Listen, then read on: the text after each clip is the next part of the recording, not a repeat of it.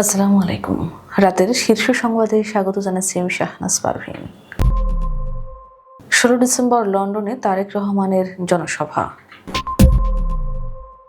ভারতীয় হাই কমিশনারকে তলব, হাদির ওপর হামলাকারীরা ভারতে ঢুকলে গ্রেফতারের আহ্বান।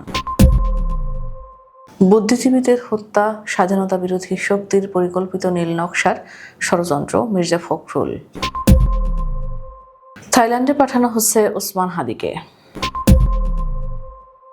বিচার বিভাগ কখনো পুরোপুরি স্বাধীনতা পায়নি, প্রধান বিচারপতি। নির্বাচন হবেই, এ নিয়ে কোনো আশঙ্কা নেই, ইসি সানাউল্লাহ। হাদিকে হত্যা চেষ্টা, মোটরসাইকেল মালিক হান্নান 3 দিনের রিমান্ড। ঢাকার অভিযোগ প্রত্যাখ্যান করে দিল্লির বিবৃতি। কারিগরি ঘাটতি সমাধান হলেই টাকা পাবেন সম্মিলিত ইসলামী ব্যাংকের গ্রাহকরা। এমবিবিএস বিডিএস এর ভর্তির ফল প্রকাশ, পাস 66.57%।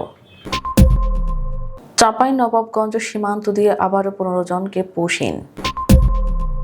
ক্রিকেটারদের সঙ্গে বিসিবির আচরণে তামিমের ক্ষোভ।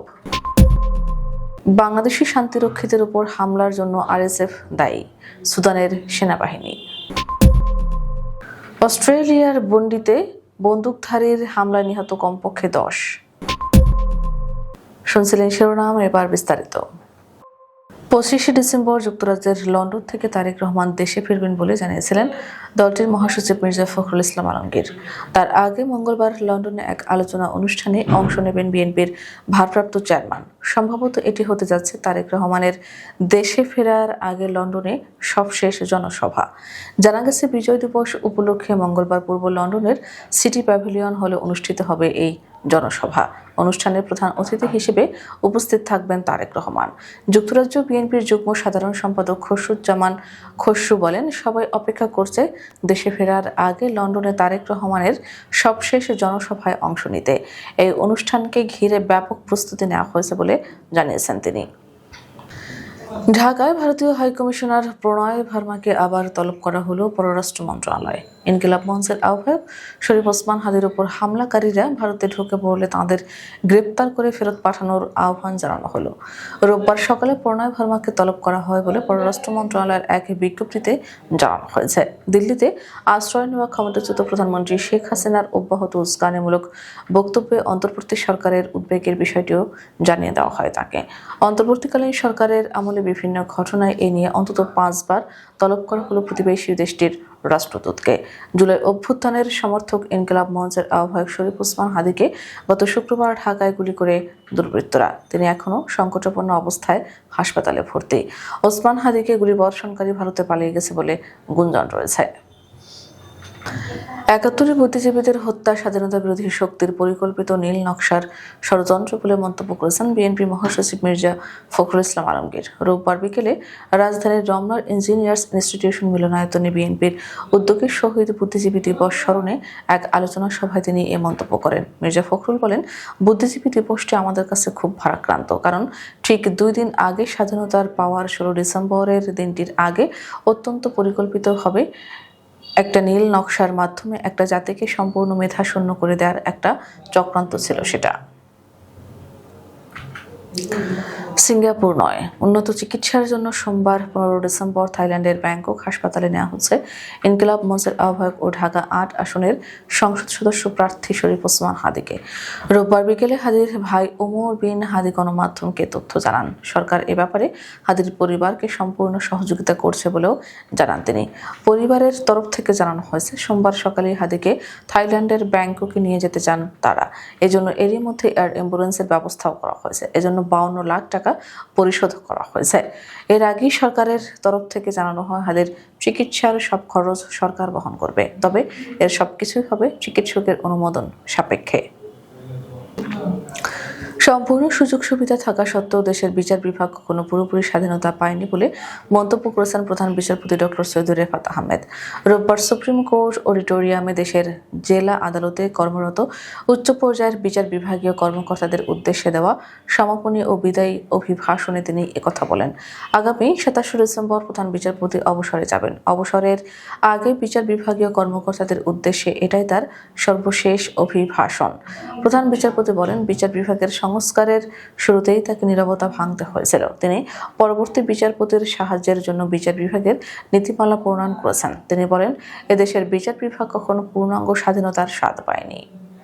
আসন্ন ত্রয়োদশ জাতীয় সংসদ নির্বাচন নিয়ে কোনো আশঙ্কা নেই বলে জানিয়েছেন নির্বাচন কমিশনার আবুল ফজল মোহাম্মদ সানাউল্লাহ। তিনি বলেছেন, আইনশৃঙ্খলা রক্ষা বাহিনী অ্যাক্টিভলি কাজ করছে। রোববার সচিবালয়ে ত্রয়োদশ জাতীয় সংসদ নির্বাচন ও গণভোট উপলক্ষে সার্বিক আইনশৃঙ্খলা পরিস্থিতির বিষয়ে স্বরাষ্ট্র মন্ত্রণালয়ের সিনিয়র সচিব সহ সংশ্লিষ্ট আইনশৃঙ্খলা রক্ষা বাহিনীর প্রধানদের সঙ্গে বৈঠক শেষে তিনি একথা বলেন। প্রধান নির্বাচন কমিশনার এম নাসির উদ্দিনের সভাপতিত্বে আইনশৃঙ্খলা বিষয়ক এই সভা হয়। এতে নির্বাচন কমিশনাররা ছাড়াও ইসির জ্যেষ্ঠ সচিব আক্তার আহমেদ, স্বরাষ্ট্র সচিব, পুলিশের মহাপরিদর্শক আনসার ও ভিডিপি মহাপরিচালক সহ সংশ্লিষ্ট বাহিনী ও সংস্থার প্রতিনিধিরা অংশ নেন। ক্ষমতাচ্যুত প্রধানমন্ত্রী শেখ হাসিনা ভারতে অবস্থান করে বাংলাদেশে সন্ত্রাসী কর্মকাণ্ডে উস্কানির সুযোগ দেওয়া এবং আগামী জাতীয় সংসদ নির্বাচন বানচালের প্রচেষ্টার অভিযোগে ঢাকায় নিযুক্ত ভারতীয় হাই কমিশনার প্রণয় ভার্মাকে তলব করেছে বাংলাদেশের পররাষ্ট্র মন্ত্রণালয়। এ সময় বাংলাদেশ সরকার এসব বিষয়ে ভারতের সরকারের কাছে গভীর উদ্বেগের কথাও তুলে ধরেছে।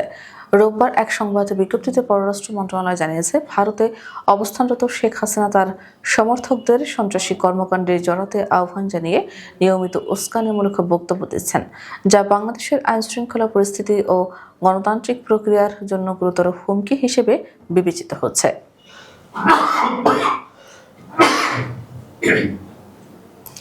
ইনকিলাব মঞ্চের আহ্বায়ক ও ঢাকা ৮ আসনের সম্ভাব্য স্বতন্ত্র প্রার্থী ওসমান হাদিকে হত্যা চেষ্টায় ব্যবহৃত মোটরসাইকেলের মালিক মোহাম্মদ আব্দুল হান্নানকে ৩ দিনের রিমান্ড নিয়ে জিজ্ঞাসাবাদের অনুমতি দিয়েছেন আদালত। রোববার ১৪ ডিসেম্বর ঢাকার মেট্রোপলিটন ম্যাজিস্ট্রেট দিদারুল আলম শুনানি নিয়ে এই আদেশ দেন। ঢাকা মহানগর দায়রা জজ আদালতে public prosecutor advocate Omar Faruk এ তথ্য নিশ্চিত করেছেন। এদিন ফৌজদারি কার্যবিধির ৫৪ ধারায় গ্রেপ্তার দেখিয়ে হান্নানকে আদালতে হাজির করা হয়। পল্টন থানার উপপরিদর্শক শামীম হাসান প্রথমে তাকে কারাগারে আটক রাখার আবেদন করেন। পরে আরেক আবেদনে ৪টি কারণ উল্লেখ করে হান্নানের ৭ দিনের রিমান্ড চাওয়া হয়। চলতি ডিসেম্বর মাসে আমানতের টাকা তুলতে পারবেন সম্মিলিত ইসলামী ব্যাংকের গ্রাহকরা। কর্তৃপক্ষ আগে এমনটি জানিয়েছে, তবে ঠিক কবে থেকে গ্রাহকরা সেই সুযোগ পাবেন তা সুনির্দিষ্ট করে জানায়নি, কেননা এখনও অনেক কারিগরি ঘাটতি রয়েছে। টাকা তুলতে সব ধরনের ঘাটতি সমাধান করতে হবে।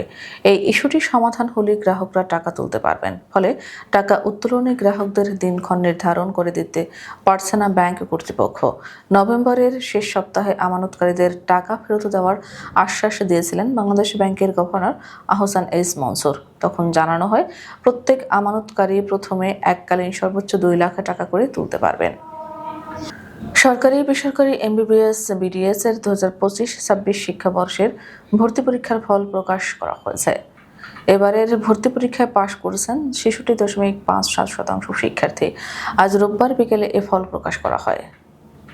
চাঁপাইনবাবগঞ্জের গোমস্তাপুর উপজেলার বিভীষণ সীমান্ত দিয়ে আবারও নারী, পুরুষ ও শিশুসহ 15 জন বাংলাদেশি নাগরিককে পুশিন করেছে ভারতীয় সীমান্তরক্ষী বাহিনী BSF। দেশের সীমান্ত জুড়ে বিজিবির কঠোর নজরদারির মধ্যে এই পুশিন করা হয়েছে। রোববার 14 ডিসেম্বর ভোরে এসব ব্যক্তিকে বাংলাদেশে ঠেলে দেওয়া হয় বলে জানায় বিজিবি। পরে 16 বিজিবি ব্যাটালিয়নের আওতাধীন বিভীষণ বিওপির একটি টহল দল সীমান্ত এলাকা থেকে তাদের আটক করে গোমস্তাপুর থানায় হস্তান্তর করে। ঢাকা প্রথম বিভাগ ক্রিকেট লিগ শুরু হলেও মাঠের ক্রিকেটের চেয়ে আলোচনায় উঠে এসেছে মাঠের বাইরের অস্থিরতা।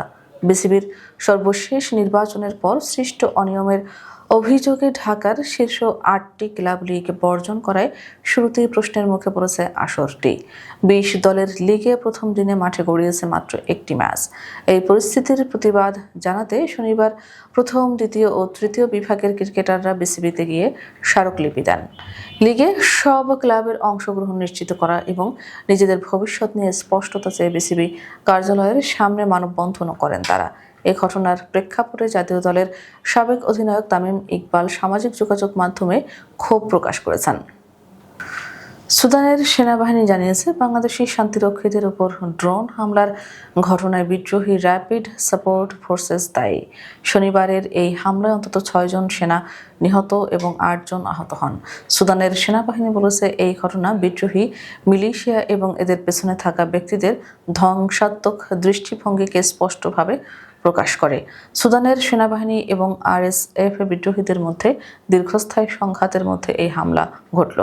2023 সালের এপ্রিল থেকে শুরু হওয়া এই গৃহযুদ্ধ দেশটিকে মানবিক বিপর্যয়ের মুখে ঠেলে দিয়েছে। সেনাবাহিনী ও আরএসএফের মধ্যে ক্ষমতার দ্বন্দ্বে দেশটিতে এখন পর্যন্ত 1,50,000-এর বেশি মানুষ নিহত এবং 1,20,00,000-এরও বেশি মানুষ বাস্তুচ্যুত হয়েছেন। অস্ট্রেলিয়ার বিখ্যাত বন্ডি সমুদ্র সৈকতে ভয়াবহ বন্দুক হামলায় কমপক্ষে 10 জন নিহত হয়েছেন। নিহতদের মধ্যে একজন হামলাকারীও রয়েছে। পুলিশে জানায়, আরও অন্তত 12 জন সাধারণ নাগরিক এবং 2 জন পুলিশ কর্মকর্তা সহ মোট 14 জন আহত হয়েছেন। পুলিশ সূত্রে জানা গেছে, হামলায় মোট 2 জন বন্দুকধারী জড়িত ছিলেন। নিহত 10 জনের মধ্যে একজন ঘটনাস্থলেই প্রাণ হারান। অপর বন্দুকধারী আহত অবস্থায় পুলিশ হেফাজতে নেওয়া হয়েছে। নিরাপত্তার স্বার্থে একটি এক্সক্লুশন জোন তৈরি করা হয়েছে, যদিও নির্দিষ্ট এলাকার অবস্থান এখনও প্রকাশ করা হয়নি।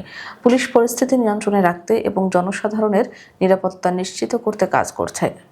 আমাদের আগামীকাল দুপুরের শীর্ষ সংবাদ দেখার আমন্ত্রণ জানিয়ে এখনকার মতো বিদায় নিচ্ছি। দর্শক, ভিডিওটি শেষ পর্যন্ত দেখার জন্য আপনাকে অসংখ্য ধন্যবাদ। নিত্য নতুন সংবাদ পেতে আমাদের ইউটিউব চ্যানেলটি সাবস্ক্রাইব করুন ও নিয়মিত নোটিফিকেশন পেতে বেল বাটনটি ক্লিক করুন এবং আমাদের ফেসবুক পেজটিতে লাইক করুন। এছাড়াও আমাদের ভিডিওতে লাইক দিয়ে শেয়ার করুন। আল্লাহ হাফেজ।